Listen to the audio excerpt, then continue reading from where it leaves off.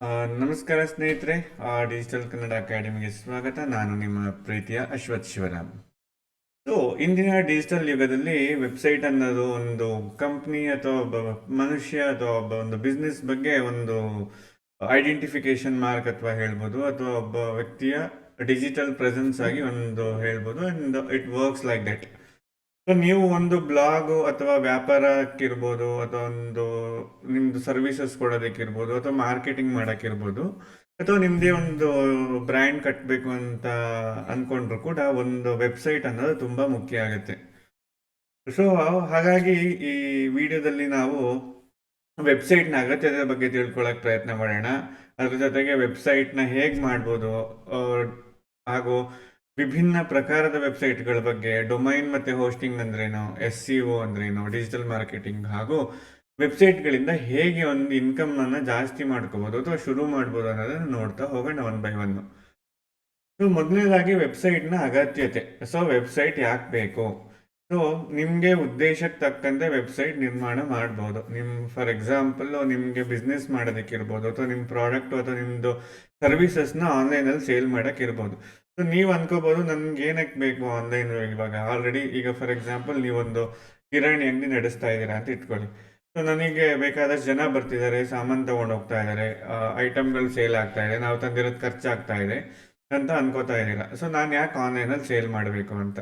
So ಏನಕ್ಕೆ ಅಂದರೆ, ಈಗ ಫಾರ್ ಎಕ್ಸಾಂಪಲ್ ಇವಾಗಿನ ಟೆಕ್ನಾಲಜಿ ಯುಗದಲ್ಲಿ ಹೆಂಗೆ ಆಗಿಬಿಟ್ಟಿದೆ ಅಂದರೆ, ಎಲ್ಲರೂ ಕೂಡ ಮನೇಲೇ ಕೂತ್ಕೊಂಡು ಆರ್ಡರ್ ಮಾಡ್ತಾರೆ, ಮನೇಲೇ ಕೂತ್ಕೊಂಡು ಬೇಕಾದ ಐಟಮ್ಗಳನ್ನ ತರಿಸ್ಕೊಡೋದಕ್ಕೆ ನೋಡ್ತಾ ಇರ್ತಾರೆ.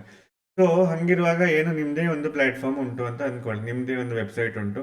ಸೊ ಕಸ್ಟಮರ್ಸ್ ಬರ್ತಾರೆ, ವೆಬ್ಸೈಟಿಗೆ ಬರ್ತಾರೆ, ಏನೇನು ಬೇಕು ಅಂತ ಆರ್ಡರ್ ಮಾಡ್ತಾರೆ, ನೀವು ಡೆಲಿವರಿ ಕೊಡ್ಬೋದು.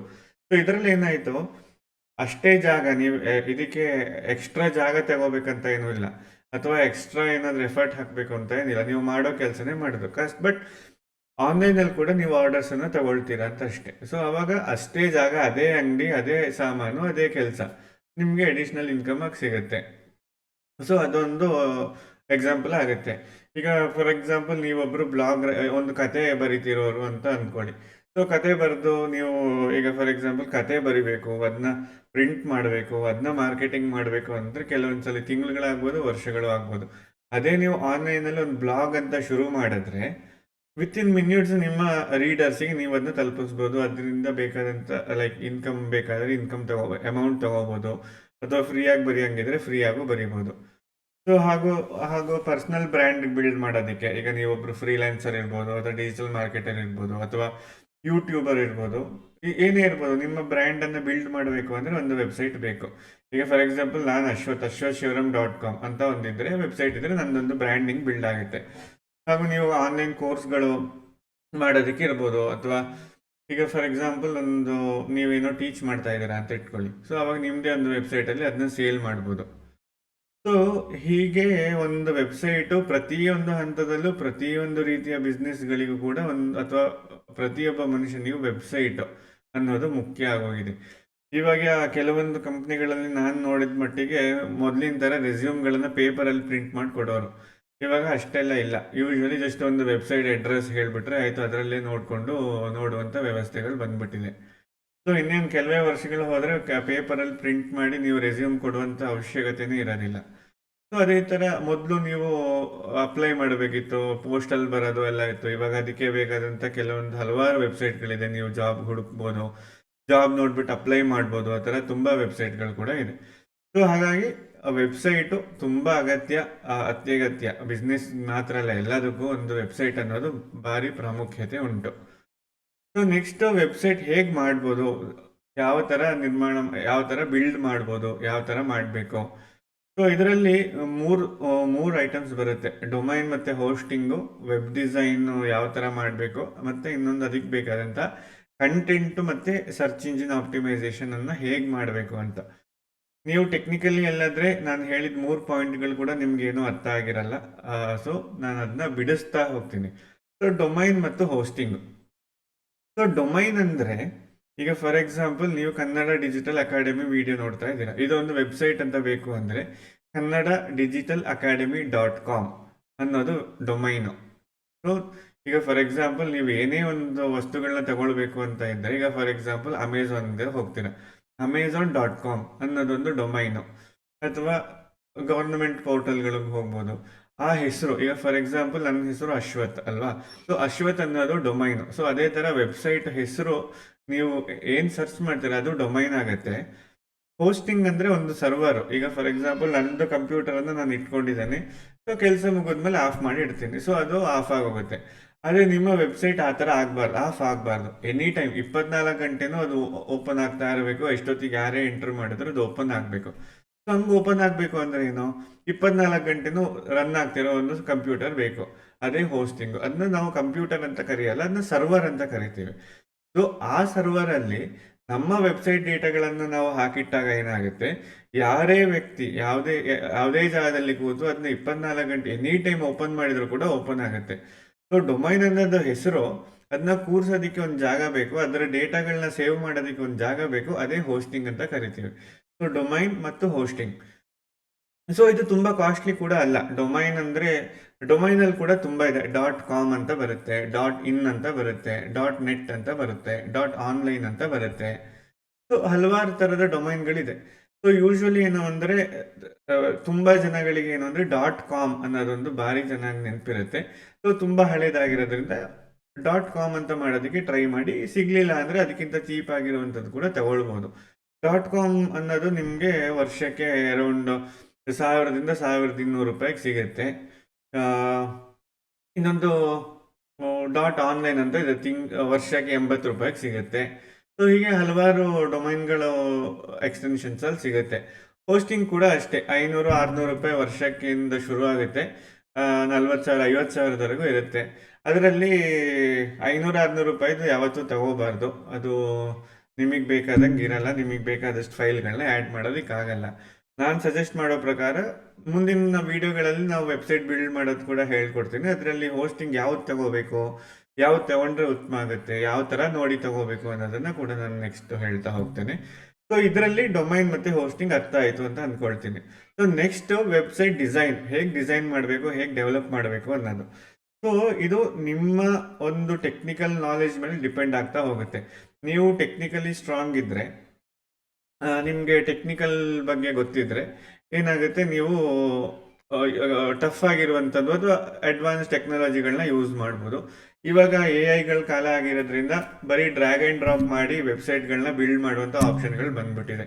ಡ್ರ್ಯಾಗ್ ಆ್ಯಂಡ್ ಡ್ರಾಪ್ ಅಂದರೆ ನಿಮಗೆ ಒಂದು ಸ್ಕ್ರೀನ್ ಇರುತ್ತೆ, ಆ ಸ್ಕ್ರೀನ್ ಪಕ್ಕದಲ್ಲಿ ಬ್ಲಾಕ್ಗಳಿರುತ್ತೆ, ಕ್ಲಿಕ್ ಮಾಡಿ ಡ್ರ್ಯಾಗ್ ಮಾಡಿ ಕೆಳಗಡೆ ಬಿಡಿ, ಮತ್ತು ಜಸ್ಟ್ ಒಂದು ಬಟನ್ ಒತ್ತಿ ನಿಮ್ಮ ವೆಬ್ಸೈಟ್ ಲೈವ್ ಆಗುತ್ತೆ ಅಷ್ಟೇ. ತುಂಬ ಸಿಂಪಲ್ಲು. ಅದರಲ್ಲಿ ವರ್ಡ್ ಪ್ರೆಸ್ ಅಂತ ಇದೆ, ಜೊತೆಗೆ HTML, CSS, ಜಾವಾಸ್ಕ್ರಿಪ್ಟ್ ಅಂತ ಇದೆ, ಶಾಪಿಫೈ ಅಂತ ಇದೆ, ಶಾಪ್ಗಳನ್ನ ಬಿಲ್ಡ್ ಮಾಡ್ಬೋದು. ಜಸ್ಟ್ ಒಂದು ಕ್ಲಿಕ್ಕಲ್ಲಿ ನೀವು ಒಂದು ಆನ್ಲೈನ್ ಶಾಪನ್ನು amazon.com ಥರ ನಿಮ್ಮದೇ ಒಂದು ವೆಬ್ಸೈಟನ್ನು ಬಿಲ್ಡ್ ಮಾಡ್ಬೋದು.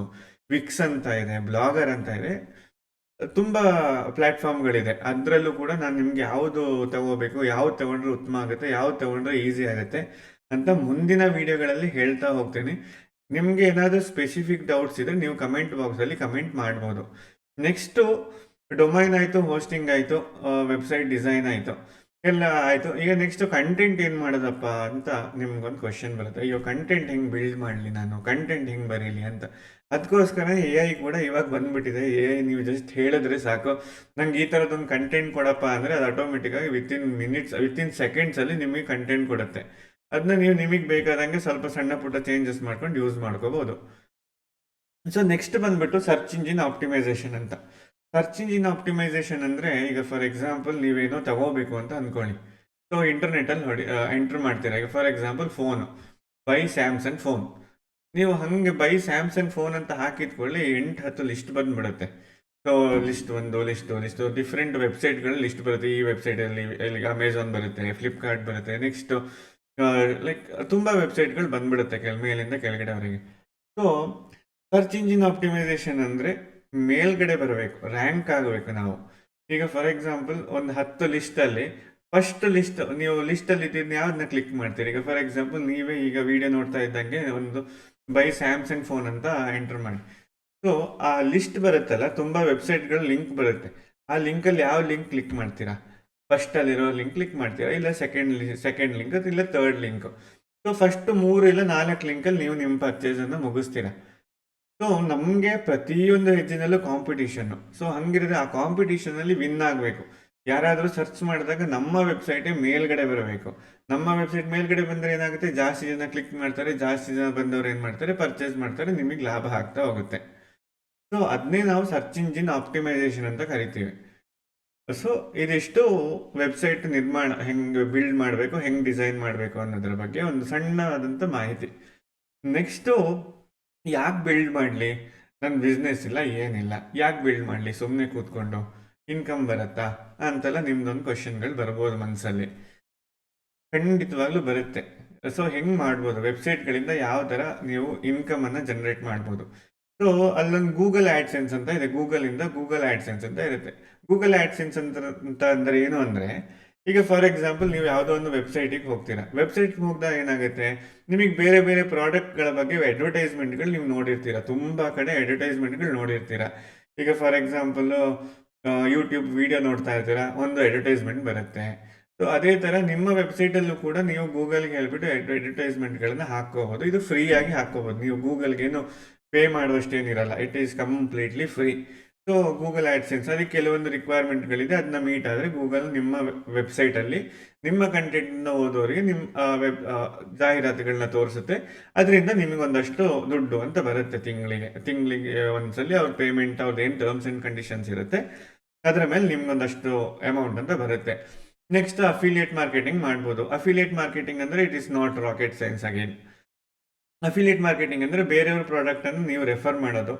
ರೆಫರ್ ಮಾಡಿ ನೀವು ರೆಫರ್ ಮಾಡಿ ನೀವು ತಗೊಂಡ್ರೆ ನಿಮ್ಗೊಂದಷ್ಟು ಕಮಿಷನ್ ಅಂತ ಬರುತ್ತೆ.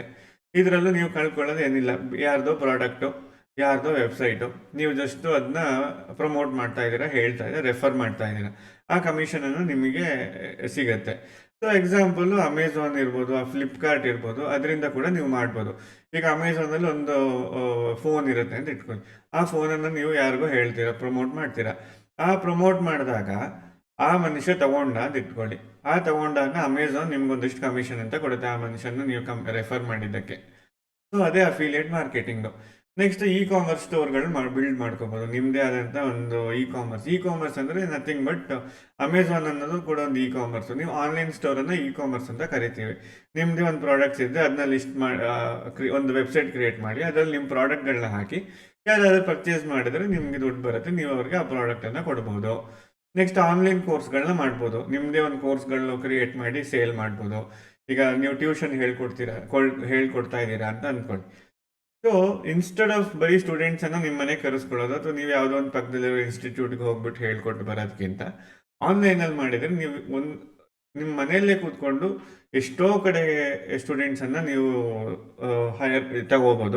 ತಗೊಂಬಿಟ್ಟು ಅವ್ರಿಗೆ ಹೇಳ್ಕೊಡ್ಬೋದು, ಅಮೌಂಟನ್ನು ತಗೋಬೋದು, ಆ ಥರ ಲಾಭಗಳು ಮಾಡ್ಕೋಬೋದು. ನೆಕ್ಸ್ಟ್ ಫ್ರೀಲ್ಯಾನ್ಸಿಂಗ್ ಮಾಡ್ಬೋದು, ಫ್ರೀಲ್ಯಾನ್ಸಿಂಗ್ ವೆಬ್ ಡಿಸೈನ್ ಮಾಡ್ಬೋದು. ಹಾಗಂದ್ರೆ ಫ್ರೀಲ್ಯಾನ್ಸಿಂಗ್ ಅಂದರೆ ಈಗ ಫಾರ್ ಎಕ್ಸಾಂಪಲ್ ಎಷ್ಟೋ ಜನಕ್ಕೆ ವೆಬ್ಸೈಟ್ ಬೇಕಂತ ಇರುತ್ತೆ, ಬಟ್ ಅವ್ರಿಗೆ ಮಾಡೋಕ್ಕೆ ಬರಲ್ಲ, ಕಂಪ್ಲೀಟ್ಲಿ ಝೀರೋ ಟೆಕ್ನಿಕಲ್ ನಾಲೆಜು, ಅಥವಾ ಕಂಪ್ಲೀಟ್ಲಿ ಝೀರೋ ನಾಲೆಜು, ಅಥವಾ ಝೀರೋ ಎಜುಕೇಷನ್ನು. ಸೊ ನಾವು ಎಷ್ಟೇ ಹೇಳ್ಕೊಟ್ರು ಕೆಲವೊಂದು ಸ್ವಲ್ಪನಾದರೂ ಎಜುಕೇಷನ್ ಬೇಕಾಗುತ್ತೆ, ಅರ್ಥ ಮಾಡ್ಕೊಳ್ಳೋದಕ್ಕೆ ಸ್ವಲ್ಪನಾದರೂ ವಿವೇಚನೆ ಅಂತ ಬೇಕಾಗಿರುತ್ತೆ. ಸೊ ಅವಾಗ ಏನು ಮಾಡ್ತಾರೆ, ಅವ್ರು ಬೇರೆಯವ್ರಿಗೆ ಕೊಡ್ತಾರೆ. ಈಗ ಫಾರ್ ಎಕ್ಸಾಂಪಲ್ ನಾವು ನಮ್ಮ ಕಂಪ್ನಿನಲ್ಲಿ ವೆಬ್ಸೈಟ್ ಮಾಡ್ಕೊಡ್ತೀವಿ, ಸಾಫ್ಟ್ವೇರ್ಗಳು ಮಾಡ್ಕೊಡ್ತೀವಿ, ಡಿಜಿಟಲ್ ಮಾರ್ಕೆಟಿಂಗ್ ಎಲ್ಲ ಮಾಡ್ಕೊಡ್ತೀವಿ. ಏನಕ್ಕೆ ಮಾಡಿಸ್ತಾರೆ, ಅವ್ರಿಗಷ್ಟು ಸ್ಕಿಲ್ ಸೆಟ್ ಇರಲ್ಲ. ಸೊ ಅವಾಗ ಏನು ಮಾಡ್ತಾರೆ, ನಮಗೆ ಅವರು ಹಣ ಅಂತ ಅಮೌಂಟ್ ಅಂತ ಪೇ ಮಾಡ್ತಾರೆ, ನಾವು ಆನ್ ದೇರ್ ಬಿಹಾಫ್ ನಾವು ಅವ್ರಿಗೋಸ್ಕರ ವೆಬ್ಸೈಟು ಮಾರ್ಕೆಟಿಂಗ್ ಇರ್ಬೋದು ಎಲ್ಲ ಮಾಡ್ಕೊಡ್ತೀವಿ.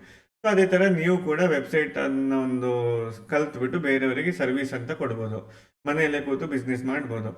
ಸೊ ಇದ್ಯಾವುದೂ ಆಗಲ್ಲ ನನಗೆ, ಇದ್ಯಾವುದರ ತಲೆನೋವೇ ಬೇಡಪ್ಪ ಅಂದರೆ ನೀಟಾಗಿ ಕಲ್ತ್ಕೊಂಡ್ಬಿಟ್ಟು ಜಾಬ್ ಪೋರ್ಟಲ್ಗಳಲ್ಲಿ ಜಾಬ್ ಅಪ್ಲೈ ಮಾಡಿ, ಒಳ್ಳೆ ಕಂಪ್ನಿಯಲ್ಲಿ ಕೆಲಸಕ್ಕೆ ಸೇರ್ಕೊಳ್ಳಿ, ತಿಂಗಳಲ್ಲಿ ನಿಮಗೆ ಸಂಬಳ ಬರುತ್ತೆ. ಸೊ ಇದಿಷ್ಟು ನಿಮಗೆ ಈ ಥರ ಇದು ಕೆಲವೊಂದು ಮೆಥಡ್ಗಳು, ಒಂದು ವೆಬ್ಸೈಟಿಂದ ಯಾವ ಥರ ಎಲ್ಲ ನೀವು ಇನ್ಕಮ್ ಮಾಡ್ಕೋಬೋದು ಅಂತ. ಸೊ ಇದಿಷ್ಟು ಇವತ್ತು ಈ ವಿಡಿಯೋದಲ್ಲಿ ನೋಡಿದ್ವಿ. ಅಂದರೆ ವೆಬ್ಸೈಟ್ ಅಂದರೆ ಏನು, ಅದರ ಅಗತ್ಯತೆ ಏನು, ಅದರಿಂದ ಏನೇನು ಲಾಭಗಳುಂಟು, ಯಾವ ಥರ ನಾವು ಲಾಭ ಪಡ್ಕೋಬೋದು ಅನ್ನೋದು. ನೆಕ್ಸ್ಟ್ ನೋಡಿದ್ವಿ ವೆಬ್ಸೈಟ್ ಹೇಗೆ ನಿರ್ಮಾಣ ಮಾಡಬೇಕು, ಯಾವ ಥರ ಡಿಸೈನ್ ಮಾಡಬೇಕು, ಯಾವ ಥರ ಚೂಸ್ ಮಾಡಬೇಕು, ಅದರಲ್ಲಿ ಡೊಮೈನ್ ಅಂದ್ರೇನು, ಹೋಸ್ಟಿಂಗ್ ಅಂದ್ರೇನು, ವೆಬ್ ಡಿಸೈನ್ ಯಾವ ಥರ ಆಯ್ಕೆ ಮಾಡಬೇಕು, ಕಂಟೆಂಟ್ ಯಾವ ಥರ ಲೈಕ್ ನಮ್ದು ಯಾರಾದರೂ ಹುಡುಕಿದಾಗ ನಮ್ಮ ವೆಬ್ಸೈಟ್ ಮೇಲ್ಗಡೆ ಲಿಸ್ಟಲ್ಲಿ ಬರೋದು ಹೆಂಗೆ ಅಂತೆಲ್ಲ ನೋಡ್ಕೊಂಡ್ವಿ. ಮತ್ತು ಕೆಲವೊಂದು ಇನ್ಕಮ್ ಮೆಥಡ್ ಕೂಡ ನಾವು ಕಲ್ತ್ಕೊಂಡ್ವಿ ಈ ವಿಡಿಯೋದಲ್ಲಿ. ಸೊ ಇದಿಷ್ಟು ಈ ವಿಡಿಯೋದಲ್ಲಿ. ಮುಂದಿನ ವಿಡಿಯೋದಲ್ಲಿ ಮತ್ತಷ್ಟು ಮಾಹಿತಿಯೊಂದಿಗೆ ನಿಮ್ಮ ಮುಂದೆ ಬರ್ತೀನಿ. ಮತ್ತೆ ಹೇಳೋದಂದರೆ, ಸಬ್ಸ್ಕ್ರೈಬ್ ಆಗಿಲ್ಲ ಅಂದರೆ ಸಬ್ಸ್ಕ್ರೈಬ್ ಆಗಿ, ಪಕ್ಕದಲ್ಲಿರೋ ಬೆಲ್ ಐಕಾನ್ ಕ್ಲಿಕ್ ಮಾಡಿ. ನಾನು ನೆಕ್ಸ್ಟ್ ಯಾವುದೇ ವಿಡಿಯೋ ಹಾಕಿದಾಗ ಇನ್ಸ್ಟೆಂಟಾಗಿ ನಿಮಗೆ ನೋಟಿಫಿಕೇಷನ್ ಬರುತ್ತೆ. ಇಮ್ಮಿಡಿಯೇಟಾಗಿ ನೋಡ್ಬೋದು, ಬೇಗ ಇಂಪ್ಲಿಮೆಂಟ್ ಮಾಡ್ಕೋಬೋದು. ಜೊತೆಗೆ ಚಾನಲನ್ನು, ವಿಡಿಯೋನ ನಿಮ್ಮ ಫ್ರೆಂಡ್ಸು, ರಿಲೇಟಿವ್ಸು, ಫ್ಯಾಮಿಲಿಯವ್ರ ಜೊತೆ ಇಂಟ್ರೆಸ್ಟ್ ಇರೋರಿಗೆಲ್ಲ ಶೇರ್ ಮಾಡಿ ಒಂದು ಸಬ್ಸ್ಕ್ರೈಬ್ ಮಾಡೋದಕ್ಕೆ ಹೇಳಿ. ಸೊ ಅದರಿಂದ ನಮಗೂ ಇನ್ನಷ್ಟು ಒಂದು ಎನ್ಕರೇಜ್ಮೆಂಟ್ ಸಿಗ್ದಂಗೆ ಆಗುತ್ತೆ. ಮತ್ತಷ್ಟು ವೀಡಿಯೋಗಳು ಮಾಡೋದಕ್ಕೆ ನಮಗೂ ಒಂದು ಇಂಟ್ರೆಸ್ಟ್ ಬರುತ್ತೆ. ತುಂಬ ಜನ ನೋಡ್ತಾ ಇದ್ದಾರೆ, ತುಂಬ ಜನಕ್ಕೆ ಹೆಲ್ಪ್ ಆಗ್ತಾ ಇದೆ ಅಂತ ಒಂದು ಇಂಟ್ರೆಸ್ಟ್ ಬರುತ್ತೆ. ಸೊ ಅದಕ್ಕೋಸ್ಕರ ಇದನ್ನ ಶೇರ್ ಮಾಡಿ, ಸಬ್ಸ್ಕ್ರೈಬ್ ಮಾಡಿ. ನಿಮ್ಗೆ ಏನಾದ್ರು ಡೌಟ್ಸ್ ಇದ್ದರೆ ಕಮೆಂಟ್ ಸೆಕ್ಷನಲ್ಲಿ ಕಮೆಂಟ್ ಮಾಡಿ. ನೋಡಿಬಿಟ್ಟು ಸಾಧ್ಯವಾದಷ್ಟು ಹೆಲ್ಪ್ ಮಾಡ್ತೀನಿ. ನೋಡೋಣ ಏನೇನು ಬರುತ್ತೆ ಅಂತ.